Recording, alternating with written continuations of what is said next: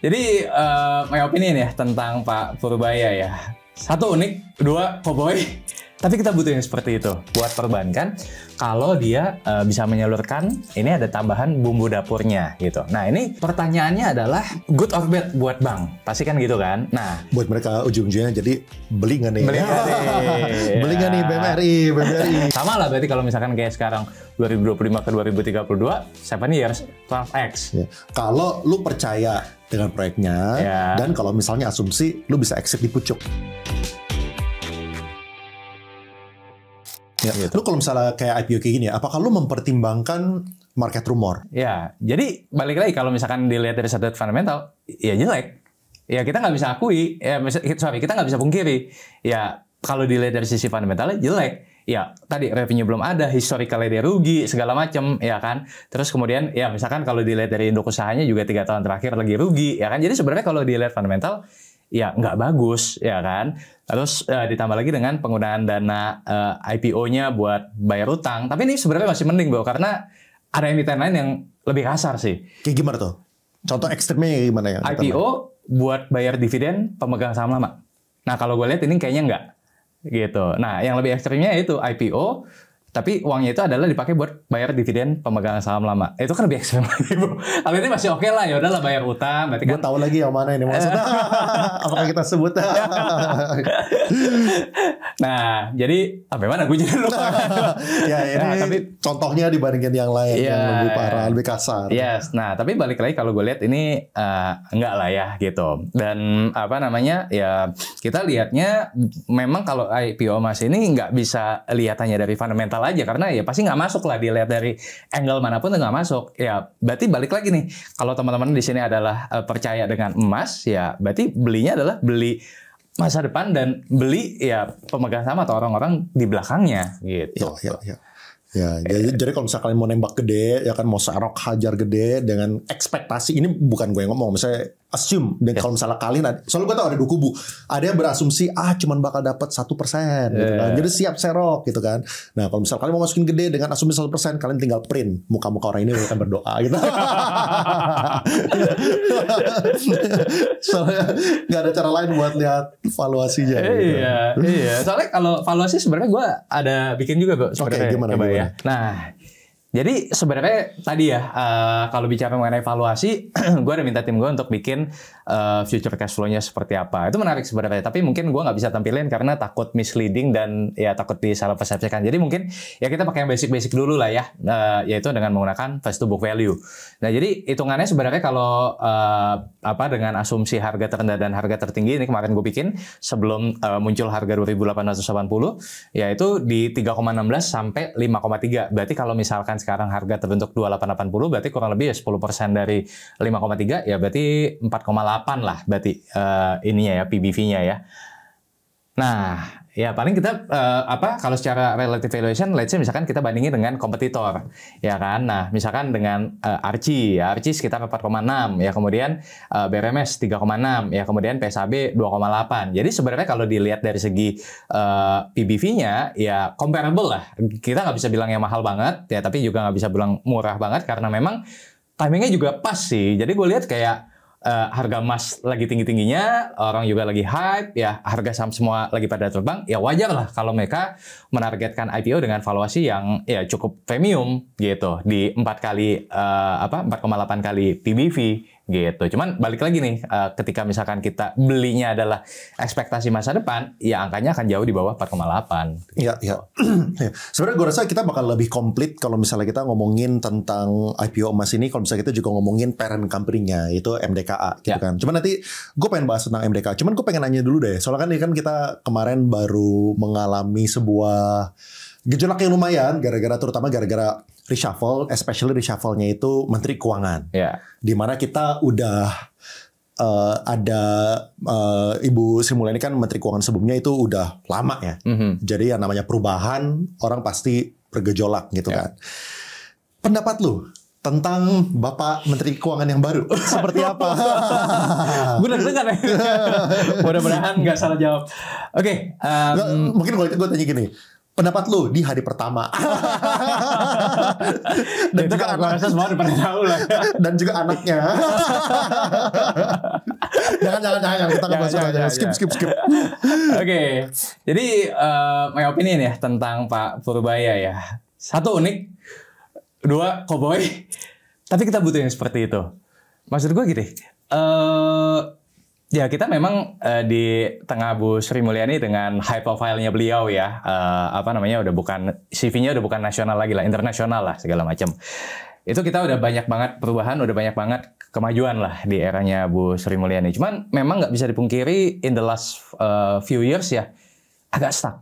Karena artinya in my opinion ya pribadi kayak inovasinya udah berkurang jauh gitu untuk meningkatkan penerimaan negara gitu kan. Yang menjadi senjata apa? Ya pajak. Pajak. Nah, mungkin kalau kita bicara bukan di 2025 nggak jadi masalah lah ya. Misalkan ya after COVID ya in terms of ini kan belum terlalu banyak pengangguran ya, kemudian juga ekonomi juga jalannya lebih, kita berasa lebih cepat gitu kan. Mungkin orang nggak don't matter lah. Cuman problemnya adalah as we know 2025 ini secara real ekonomi tough ya kan. Nah, tapi senjatanya sama gitu loh, pajak. Nah, ini kan berarti kan ada sebuah apa ya, mungkin kalau dibilang kebuntuan ide, mungkin kebutuhan ide karena mungkin have no idea lagi apalagi nih yang mau dikejar gitu kan. Nah, masalahnya adalah yang dikejar ini adalah middle class, yang dimana middle class ini lagi kepepet ya kan. Dan middle class ini kan sebenarnya dia adalah penggerak ekonomi. Nah, kalau misalkan ditanya siapa sih orang yang paling senang belanja, ya pasti middle class. Nah, middle class ini masalahnya sekarang lagi kepepet tapi ditekan juga ya kan. Nah, jadi ya nggak nyambung lah gitu. Nah, makanya dengan kehadirannya Pak Purbaya ini ya mungkin bukan di hari pertama tapi di hari kedua. Nggak pernah di komen di hari pertama. Ya, jadi mungkin kalau kita bicara ini deh, kayak track record-nya ya, Pak Purbaya ini kan ya orang pinter lah pasti. Ya S2 dan S3-nya aja Purdue ya. Lu kan dari ini juga kan, dari US juga pasti tahu lah track record-nya kayak gimana ilmu ekonomi. Jadi bagus lah dari segi ininya. Kemudian dia 15 tahun di market, 2000 sampai 2015 itu di Danrek ya kan. Dan berarti kan kita bisa assume dia paham lah dengan pasar ya kan. Kemudian habis itu kan ya sempat ikut Pak Luhut, kemudian 2020 baru ke LPS gitu kan. Cuman beliau ini kalau dilihat dari track record-nya beliau adalah think tank-nya Pak SBY, think tanknya Pak Jokowi, ya kan? Ya berarti ya bukan orang sembarangan lah pasti. Nah, cuman yang bikin gua agak kagetnya adalah begitu di hari kedua udah ada yang 200 triliun ini, gitu kan? Jadi menurut gua unik sih orangnya dan ya kita butuh kayaknya kita butuh orang-orang seperti ini gitu loh. Iya. Kayaknya orang lagi menanti hasil kan 36.000 bro. Wah, ya kan? 36.000 berarti waktunya gue beli sekarang dong. Berarti tambah lagi berarti BCA kali 4. Tapi kayak oke, kita ngomongin yang 200T ke Bank Himbara. Apa pendapat lo? Mungkin sebelum ke sana ya, jelasin dulu deh kayak 200T itu maksudnya kayak gimana, tujuannya untuk apa gitu. Kayak kira basic stuff dulu deh buat orang supaya ngerti ya. Maksudnya 200T ini thought prosesnya Pak Menteri ya yang dia jelaskan itu apa yang lu dengar gitu. Oke. Nah, jadi sederhananya nih ini dengan bahasa anak SD-nya adalah ini bayangkan seperti kita nasabah menaruh deposito di bank. Nah, ketika kita sebagai nasabah menaruh deposito di bank, ya kita kan dapat bunga deposito dong. Ya, katakanlah misalkan 4%-an. Nah, sama. Ini juga sama, cuman bedanya nasabahnya bukan kita, tapi pemerintah. Nah, jadi Pak Purbaya nih lihat nih, wah, uang yang mengendap di Bank Indonesia banyak sekali. Nah, kalau kita tarik dikit, kenapa bisa sebanyak itu? Ya, ini ada hubungannya dengan interest rate yang tinggi di 2022, 2023, 2024. Ya kan? Ibaratnya kalau suku bunga tinggi, bank mau kasih pinjaman, agak sulit dong. Ya udah, taruh aja lah di Bank Indonesia. Lumayan dapat sekian persen. Ya, cuman tanpa disadari, ya dan mungkin Pak Purbaya melihat hal tersebut, ini nih yang mungkin bikin ekonomi nggak jalan. Ya, karena terlalu banyak uang yang mengendap di Bank Indonesia. Nah, langkah terobosan yang beliau lakukan itu adalah menarik nih uang dari Bank Indonesia disalurin nih ke bank-bank himbara. ya kan, senilai totalnya adalah 200 triliun rupiah. Nah, jadi di sini posisinya adalah ibaratnya pemerintah itu adalah nasabah, bank itu adalah ya sebagai bank. Nah, jadi sifatnya ini namanya deposit on call, bro. Deposit on call itu buat teman-teman yang belum tahu, ibaratnya adalah seperti deposito biasa, tapi bisa di waktu sewaktu-waktu, bisa ditarik sewaktu-waktu. Ya, namanya deposit on call. Kan ada time deposit yang memang terschedule, ada deposit on call. Nah, deposit ini sistemnya adalah deposit on call, jadi bisa ditarik sewaktu-waktu.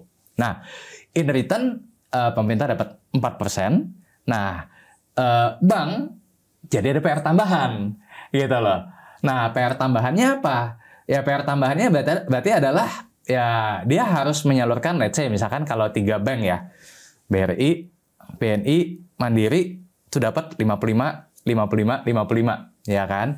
Nah, masing-masing berarti punya PR tambahan nih, ya 55 triliun. Berarti yang tadinya misalkan, wih gue udah achieve target nih, dapat lagi tambahan 55 triliun, berarti harus extra award lagi, gitu. Nah, jadi bahasa sederhananya seperti itulah kurang lebih 200 triliun ini, Bro. Ya, mungkin gue menyederhanakan lagi, intinya itu dari pemerintah masukin 200 triliun ke Bank Himbara ini, tadi kan 55 plus yang lain-lain lah gitu kan. Dan ya orang kan kalau misalnya taruh deposit, si bank ini harus bayar sekian persen, bunga 4% gitu kan. Itu kayak jadi dia punya biaya lah gitu. Dengan harapan dia bisa mendapatkan keuntungan dengan menyalurkan kredit. Misalnya kredit bayar 8%, dia sekarang harus bayar ke dia punya orang yang taruh deposit 4%. Jadi dapat marginnya di situ gitu kira-kira. Nah, satu persatu nih bro, berarti kan 4% ini menariknya adalah gimana? Apakah itu adalah wah bagus banget nih buat bank ya kan? Dengan 4% dia dapat duit gede gitu. Menurut lu kayak gimana? Oke, nah jadi ini plus dan minus. Jadi ada 2 skenario, bro. Skenario optimis dan skenario pesimis. Skenario optimisnya dulu deh. Skenario optimisnya adalah kalau misalkan bank ini bisa memanfaatkan atau menyalurkan si 55 triliun tambahan ini, otomatis bank ini akan dapat tambahan pendapatan bunga dan tentu saja akan dapat pendapatan tambahan laba, ya kan? Tapi sebaliknya, kalau misalkan bank ini tidak bisa menyalurkan, ini justru akan jadi cost, ya kan? Tadi 4% tadi, anggaplah 55 triliun ini tidak bisa disalurkan sama sekali. Ya tinggal kita hitung aja, misalkan 55 triliun dikali 4%, berarti kurang lebih 2 triliunan, ya kan? Akan ada extra cost 2 triliun, cost of fund naik. Ya, per tahun. Dan itu lumayan loh, ya kan 2 triliun gitu. Jadi ya kalau cost of fund naik, beban ininya naik, ya laba turun. Nah, jadi PR-nya ya selalu ada dua skenario. Gue sempat ada bikin ininya simulasinya. Silakan bro. Oke. Ini by the way ya, ini yang paling gue suka sama Rifan ya. Gile. Gue lagi nanya apa, dia kepikiran sesuatu, kita break 5 menit langsung dibikin PowerPoint-nya. Gila ini PowerPoint 5 menit bro. Gue makanya paling suka ngobrol sama pelaku pasar nih. Datanya langsung siap. Karena kan harus ngomong based on data. Asik. 5 menit langsung jadi. Oke, lanjut bro, silakan. Perbandingan apa nih? Jadi ini gue pengen menampilkan adalah before dan afternya bro. Before tambahan 200 triliun tadi versus after tambahan 200 triliun tadi, dampaknya buat bank seperti apa. Nah, ini kita lihat dari sisi DPK-nya dulu. DPK nih kalau buat teman-teman yang belum tahu tuh kayak dana pihak ketiga.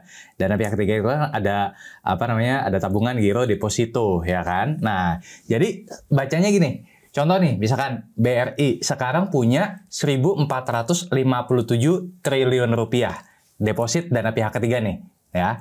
Terus dapat tambahan 55 triliun. Nah, pertanyaannya pasti adalah 55 triliun ini gede atau kecil sih? Pasti kan pertanyaan publik gitu kan. Nah, kita compare dengan apa? Kita compare dengan DPK dia sebelumnya berapa? 1.457. Dapat tambahan 55 triliun, berarti dapat tambahan 3,77%. Seperti itu. Ya, nah berarti dengan tambahan 55 triliun, dana pihak ketiganya dia itu adalah menjadi 1.512 triliun rupiah. Nah, jadi sebenarnya di satu sisi buat bank ada untungnya juga. Kenapa? Ibaratnya orang mau masak gitu ya, bumbu dapurnya nambah bro. Jadi sebenarnya bumbu dapurnya si bank itu kan DPK tadi, dana pihak ketiga tadi.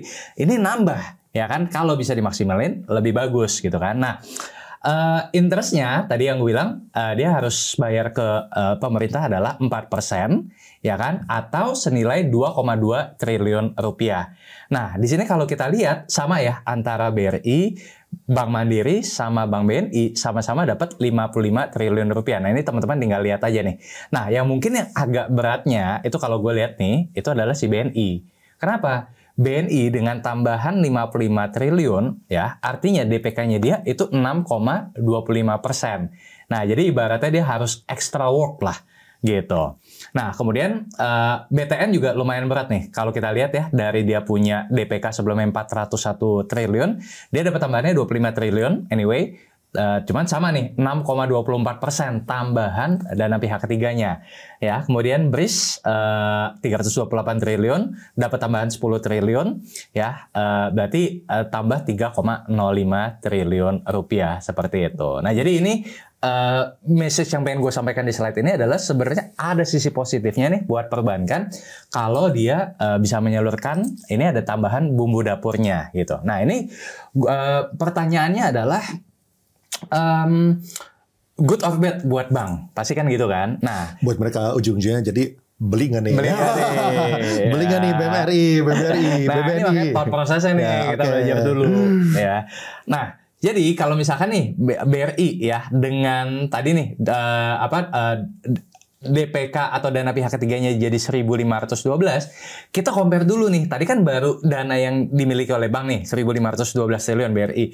Penyalurannya berapa? Itu bisa dilihat di kolom namanya loans. Penyaluran kreditnya nih, 1.267 triliun rupiah. Nah, artinya apa?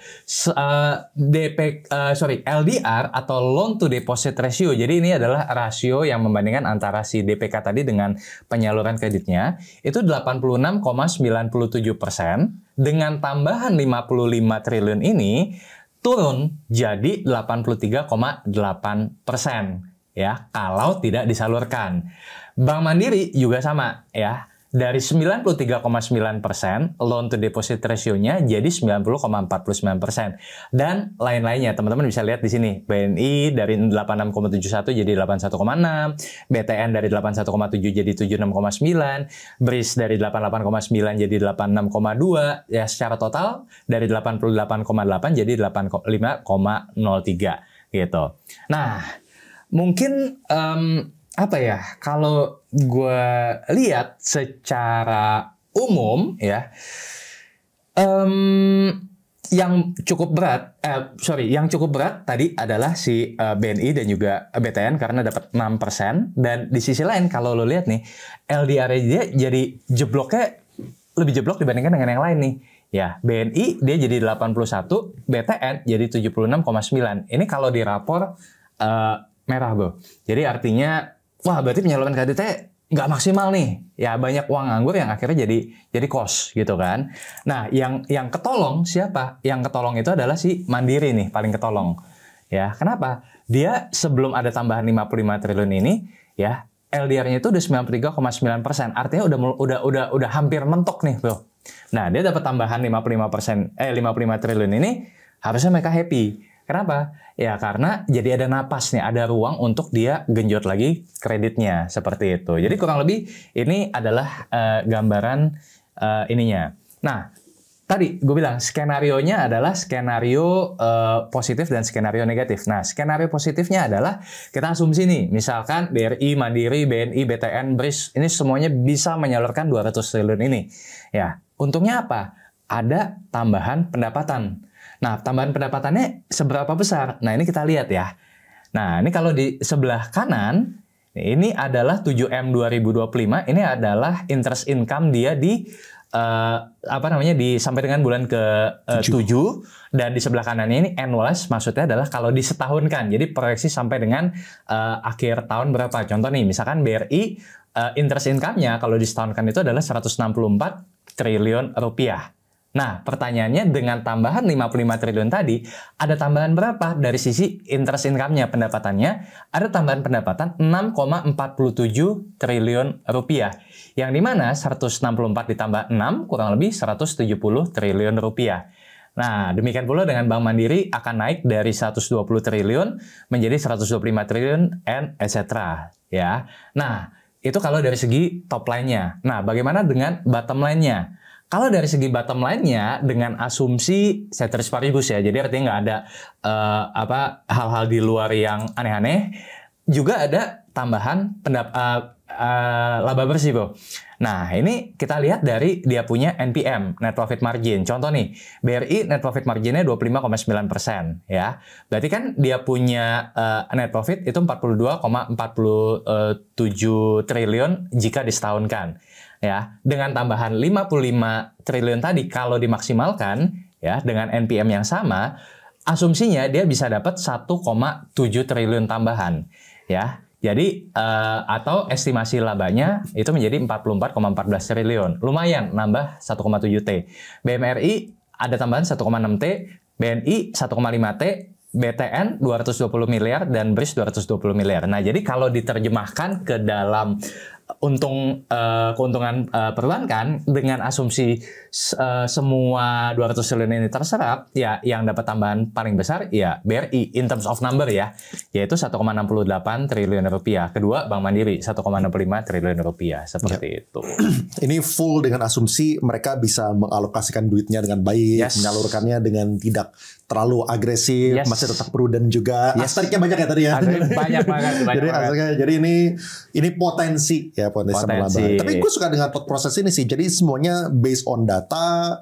Kelihatan jadi kan teman-teman kadang-kadang kalau misalnya mendapatkan news, 200 triliun ke Bank Himbara. Wah, ini bisa jadi beggar, bisa jadi nambah 50% segala macam. Tunggu dulu, lihat dulu potensi kenaikannya berapa persen.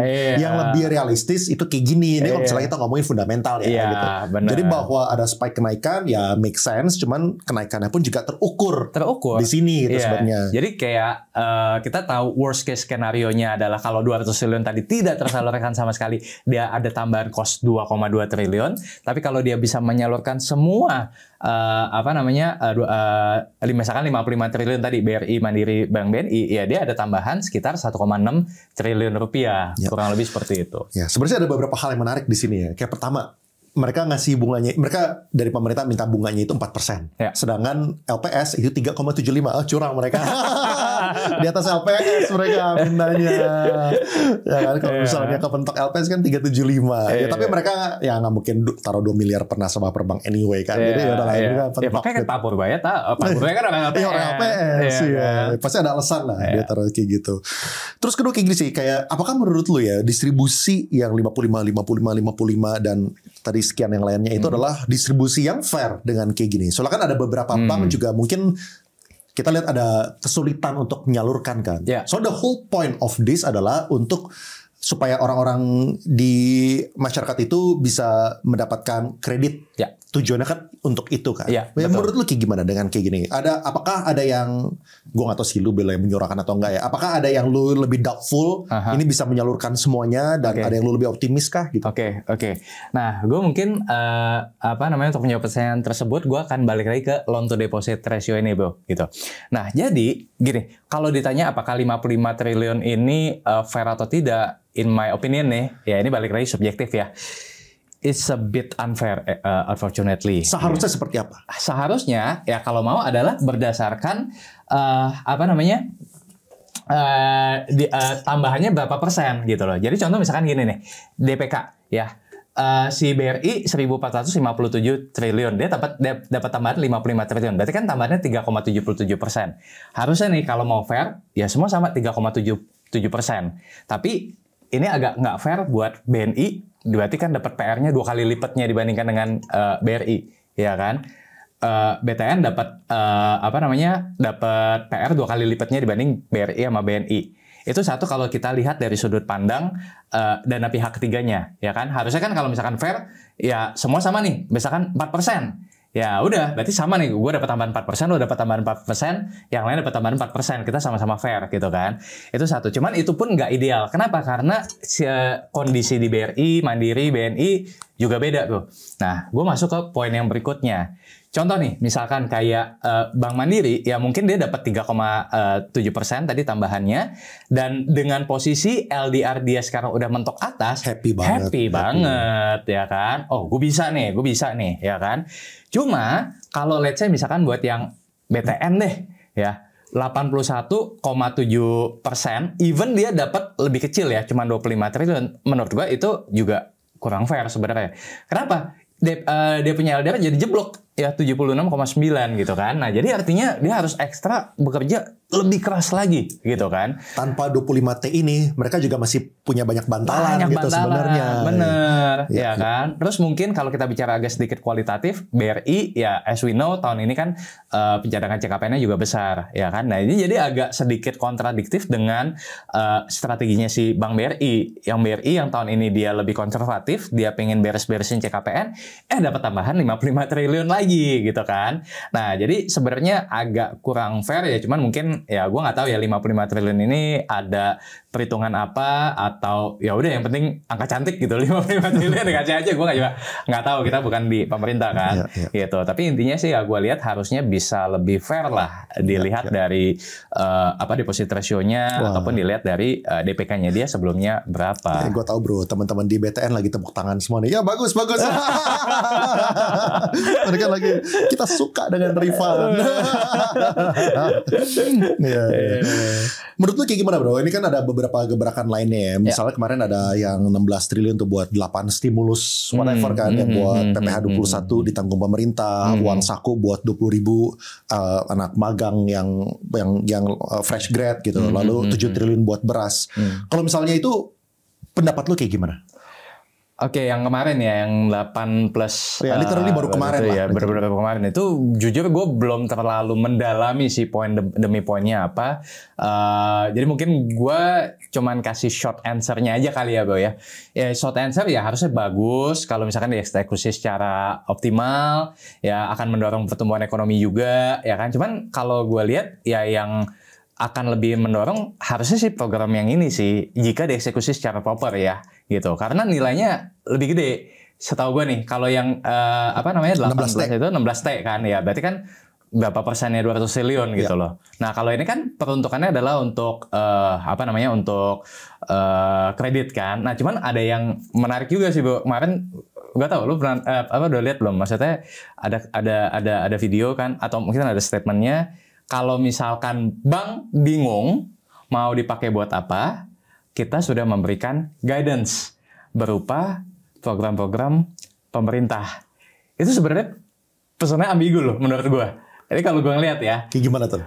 Pesannya ambigu. Maksudnya gini, program pemerintah. Berarti kan kalau kita recall apa aja sih program pemerintah? Contoh nih misalkan, Kopdes Merah Putih, program pemerintah. Pembangunan 3 juta rumah, program pemerintah, ya kan? Misalkan nih kayak Bank BTN, berarti kan kalau gua nangkap dukung program pemerintah, ya berarti yang pembangunan 3 juta rumah. Itu masih oke lah. Cuman kalau misalkan yang kayak Kopdes Merah Putih, dan ini pernah kita bahas juga di podcast yang lalu, ini kan sebenarnya ya abu-abu lah ya, kita bisa bilang gitu loh. Nah, jadi maksud gua adalah apakah yang ditakutkan NPL-nya naik gitu loh. Ya kalau misalkan ya terjadi gagal bayar atau whatsoever lah gitu. NPL naik berarti kan cost juga buat si perbankan. Nah gitu. Jadi kayak apa ya, kalau jadi bank gue yakin pasti pusing sih. Gue yakin pasti pusing sih. Ya dapat tambahan 55 triliun ini mau dilempar kemana? Kalau nggak dilempar berarti harus pilihan adalah program pemerintah ya. Jadi kayak ya sebenarnya tujuan utamanya gue lihat baik ya. Ya untuk menggerakkan ekonomi. Nah cuman ya eksekusinya lah yang gue belum bisa jawab gitu loh. Ya. Gitu. Walaupun tadi secara konteks teman-teman lihat lah, kenaikannya itu bukannya kenaikan 50%. Bukan. 40% ini kenaikannya 3-6%. Iya. Ya, gue yakin sebenarnya ya teman-teman bisa ini sendiri lah kayak Natar sendiri bisa ngukur ini masuk akal atau enggak. Iya. Ya kan? Ya, buat naikin setahun 3-6%, gue rasa masih, walaupun pasti ekstra pusing segala macam, tapi ya itu masih di angka yang relatif lebih wajar lah, bukan yang tiba-tiba gelontorannya gede banget gitu kan. Iya. Ya, dengan data ini makanya gue suka banget sama Rifan. Gitu. Soalnya semuanya diberikan konteks ya sesuai dengan data driven. Gimana dengan ini bro, Patriot Bonds? Kok gue pengen nanya sih, kenapa Rifan gak merekomendasikan Leon untuk masuk ke Patriot Bonds? Apakah berarti Rifan itu tidak mendukung program pemerintah? Ini bro, dia bilang bentar lagi bro, ini hari terakhir gue datang ke sini. Lu udah gak bayar gue, menjebak-jebak gitu kan. Kalau gue gak hadir di Overpost lagi, wah tahu nih kenapa. Dan dipanggil siapa gitu. Gimana bro? Tapi ya ini ya kita tahu lah kayak pemerintah sekarang ya, gue yakin ya, gue berusaha defend dia lah. Kan terbuka untuk kritik apapun kan, untuk perbaikan semua inilah negara lah intinya. Gimana bro? Oke, jadi sebenarnya mungkin sebelum menjawab opini lo tentang itu, kayak kasih dulu deh konteks. Emang itu apa, orang kan soalnya masih belum ngerti kan. Orang ngertinya cuma 2% doang. Tapi 2% itu sebenarnya untuk apa, fungsi buat apa, thought proses mereka itu apa kira-kira, coba share. Mungkin sebelum ke 2%, gue jelasin dulu apa itu Patriot Bond kali ya. Silakan, kan? Bro. Jadi Patriot Bond ya sesuai dengan namanya, Patriot. Patriot itu kan berarti apa ya? Bangsawan gitu ya, pahlawan, patriot gitu kan. Bond, utang. Nah, berarti ini adalah utang yang bersifat heroik. Nah, Patriot Bond ini sebenarnya mengadopsi US, Jepang, itu juga pemerintah mengeluarkan Patriot Bond. Cuman kalau yang gua nggak salah baca, mereka peruntukannya adalah untuk militer, memperkuat militer mereka. Nah, kalau ini kan lebih ke ekonomi ya, kalau gue lihat gitu. Nah, jadi, tapi kurang lebih sama. Jadi, Patriot Bond ini ibaratnya seperti surat hutang, bentuknya bond. Nah, dikasih bunga. Nah, bunganya atau kupon lah ya kalau di bond. Kuponnya berapa? Kuponnya itu adalah 2%. Nah, dia ada tenor 5 sama ada tenor 7 tahun dan dapat diperpanjang seperti itu. Nah, jadi ibaratnya kalau misalkan nih Leon taruh berapa? 1 triliun, ya berarti akan dapat 2% dari Patriot Bond tadi, ya kan? Nah, cuman pertanyaannya adalah 2% ini fair atau enggak, ya kan? Ya, fair nggak nih menurut Rifan? Ya, ini bener-bener kalau jawab. Kok nggak dijawab iya dari tadi? Ya, kita hitung-hitungan aja lah ya. Misalkan dengan deposit BCA sekarang 3,5%, ya berarti di bawah BCA, ya kan? Jadi 2%. Berarti maksud lu nggak fair gitu? Iya. Sedikit di bawah rata-rata maksud gue. Sedikit loh, sedikit. Ya, gue perhalus. Nah, jadi ya di bawah rata-rata lah gitu kan. Nah, itu untuk si ya ini kan ditawarkannya nggak ke semua orang juga anyway, nggak ke publik, tapi ke ya kita sebut Konglo lah ya gitu. Nah, Konglo ini juga ada tier-tiernya juga tuh. Ada tier 1, tier 2, tier 3 gitu. Nah, sekarang kalau yang gue tahu nih, ini lagi tier 1 dulu. Ya kan, siapa yang participate, siapa yang nggak participate, segala macam. Ya kan, nah nilainya itu 50 triliun. Ya kan. Nah, apa namanya? Ya tadi, intinya adalah ini nggak untuk semua orang, tapi untuk ya para Konglo.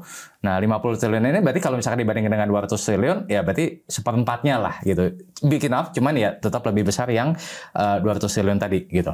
Nah, apa namanya, kalau ditanya fair atau enggak, ya mungkin tergantung persepsinya ya. Kalau contoh nih, misalkan si A, ya dia terima 2%, dia tahu di bawah deposit gitu ya. Cuma mungkin asumsinya gue gitu ya, atau hipotesanya gue, ya pasti ada something juga dong. Ya misalkan nih, ya gue nggak tahu apakah dia dapat project kah atau apa. Nah, keuntungannya jadi di belakang gitu, bukan di depan. Jadi kalau dilihat secara di depan, ya hitung-hitungannya pasti nggak masuk lah, 2% di bawah deposito, ya kan. Tapi kalau dilihat jangka panjangnya, ya mungkin it's another story gitu. Ya jadi balik lagi, pasti tiap Konglo punya pertimbangannya masing-masing lah. Mereka udah infoin belum sih ini 50 triliun ini buat apa? 50 triliun ini kalau yang gua tahu ya, itu adalah untuk WTE, waste time waste to energy. Nah, ini memang yang potensinya sih luar biasa besar juga, karena kita punya limbah itu ternyata gede banget. Itu kalau ditumpuk tuh bisa 10.000 lapangan bola gitu bro, ya kan. Dan misalkan kayak Jakarta aja itu kalau ditumpuk sampah itu bisa naik 10 cm gitu per tahunnya. Jadi sedemikian besarnya. Nah, jadi salah satunya adalah untuk proyek-proyek seperti itu gitu. Nah, kemudian ya itu sih kurang lebih yang gue tahu ya untuk peruntukannya seperti apa. Iya. Gitu. Jadi menurut lu positif atau enggak dengan program itu? Positif. Baik. Positif. Ya maksud gue gini, positif ya dalam artian adalah ya ini kan akan membantu untuk menggerakkan ekonomi juga, ya kan. Jadi sebenarnya bukan positif kayak wah dalam jangka pendek gitu langsung akan kelihatan dampaknya, enggak. Ya balik lagi ini jangka panjang lah gue lihat gitu. Ya tapi intinya kita appreciate efforts-nya lah ya. Kayak ada beberapa program-program ya sekarang kita tinggal pantau eksekusinya aja gitu. Setuju. Ya kan? Setuju. Soalnya kayak misalnya Patriot Bond, ya there is no free lunch lah, kita agree gitu kan. Cuman ya menurut gua asalkan timbal baliknya itu masih wajar, dan ini kan mungkin susahnya kan quid pro quo kan, kayak susah kelihatan mereka dapat apa itu susah kelihatan. Nggak bisa kelihatan bisa ya termasuk yang tadi lah kayak program yang ngasih 200 triliun ke Bank Himbara atau buat apa tadi yang 8 stimulus ekonomi, yes, itu semua program-program yang kita butuhkan sebenarnya untuk membantu ekonomi Indonesia. Cuman sekarang it's a matter of eksekusi. Ya kita doakan yang terbaik. Ya, gitu. Kita balik ke emas nih bro ya, supaya teman-teman sekarang, soal waktu gue upload ini harusnya itu hari Rabu dan Kamis, which is mereka masih punya waktu buat beli emas. Jadi sekarang mungkin gue pengen masuk ke topik finalnya, yaitu adalah ke orang tuanya emas. Ya. Orang tua emasnya itu backgroundnya apa, mereka bisnisnya apa. Soalnya itu kan secara profil mereka seperti apa, ya semoga mereka bisa mendapatkan the full picture. Emasnya itu apa, lalu bapaknya siapa. Gitu. Kita nggak usah sampai ke apa namanya saudara jauh lah, Saratoga segala macam, nggak usah kepanjangan. Tapi kita cukup berhenti di MDK. Silakan bro, MDK. Mungkin kalau misalnya buat MDKA ini ya, gue cuman punya beberapa follow up questions terakhir lah gitu. Contoh kalau misalnya kayak emas tadi kan kita udah bahas itu proyeknya belum jalan, mereka masih under development gitu kan. Lu boleh sharing gak sih kayak dengan track record mereka sebelumnya ya? Apakah contoh kayak MDKA mereka tuh kayak gitu juga? Ini kalau gue coba recall my memory ya, as far as I remember, MDKA waktu IPO 2015 itu juga proyeknya itu either belum jalan juga atau either baru 1 tahun jalan bro. Mirip-mirip. Jadi nggak jauh beda dengan emas. MBMA pun seingat gue juga demikian gitu. Jadi bukan cerita baru lah sebenarnya kalau buat yang udah lama di market ya udah paham gitu loh strateginya atau ininya si Merdeka Group memang seperti itu gitu. Jadi MDKA seperti emas juga waktu itu ya baru jalan atau baru 1 tahun jalan, MBMA pun juga demikian gitu. Iya. Terus lu boleh share ini nggak pergerakan harga MDKA maupun MBMA supaya kita bisa ya lihat aja mereka punya historical track record kayak gimana? Nih coba kalau kita buka harga sahamnya MDKA ya. Nah ini yang tadi sempat kita bahas nih. Mereka IPO harga berapa sih? Mereka tuh harga tunggu. Nggak, ini bukan nih. Ini 2020. Ini yang gua tadi. Mereka itu mana tadi? Nah ini. Nah, jadi mereka itu IPO-nya tuh tahun 2015 di 424, tapi ini udah stoplit seingat gua. Itu di 424 ya, kemudian ya ATH-nya di 5.300-an. 12-13x tapi dalam waktu nah ini 2015 ke 2022 7 years sama lah berarti kalau misalkan kayak sekarang 2025 ke 2032 7 years 12x. Kalau lu percaya dengan proyeknya dan kalau misalnya asumsi lu bisa exit di pucuk. Which is pas banget di sini kan. Ya tapi kalau misalnya lu hold sampai sekarang ya 5x dalam waktu berapa tuh? Hampir 10 tahun ya kan 8 tahun 9 tahun. Ya masih reasonable lah sebenarnya gitu kan 5-6x ya. Benar gitu. Ini kalau misalnya kita cuman bodoh-bodohan ya kayak compare. Kalau misalnya MBMA bro gimana bro? Coba kalau MBMA dia IPO harga berapa ya? Lo tau gak ya? Ini gue lupa MBMA itu. Tapi udah make sense ya teman-teman bisa cari sendiri lah. 885 sekarang 474 ya 46% dari harga IPO. Iya. Gitu. Ya makanya di sini kita show apa adanya ya. Kita again sekali lagi nggak peduli juga lu beli atau enggak. Jadi kita nggak mau kasih juga yang bagusnya doang. Tapi kita kasih juga yang apa namanya yang mereka punya MBMA seperti apa. Iya betul. Mungkin pertanyaan terakhir gue MDK ya. Kalau misalnya lu nggak punya anything else to add buat MDKA ini. Gue pengen tahu beneficiary ownernya, inilah shareholding structure-nya dari MDKA. Apakah berbeda dengan emas? Kayak orang-orangnya tuh siapa? Orang-orang di belakangnya ya. Jadi kalau kita lihat beneficiary ownernya ya more or less mirip lah ya. Ya ada Saratoga tadi kan. Kayak berarti ini adalah kakeknya ya kan. Cucunya adalah si emas, papanya adalah si MDKA, nah kakeknya nih Saratoga gitu kan. Nah di luar itu ya ada nama-nama ya Pak Boy Thohir ya kan, yang ada di emas tadi juga ada di MDKA-nya juga gitu. Nah yang lainnya ya ada yang gede-gede ya PT Suwarna Arta Mandiri ya, kemudian sama PT Mitra Daya Mustika gitu. Nah yang jadi sebenarnya kalau ditanya irisannya ya irisannya di Pak Boy Thohir aja sih gitu. Iya. Jadi kira-kira bisa arah berapa kali, bro? Nah, again kita nggak tahu lah ya. Gue udah berusaha ya teman-teman ya. Setelah 1 jam lebih gue udah berusaha balik lagi, ternyata ya kalau dibahas ya gimana? Siap. Oke bro, thank you so much for your time. Appreciate it.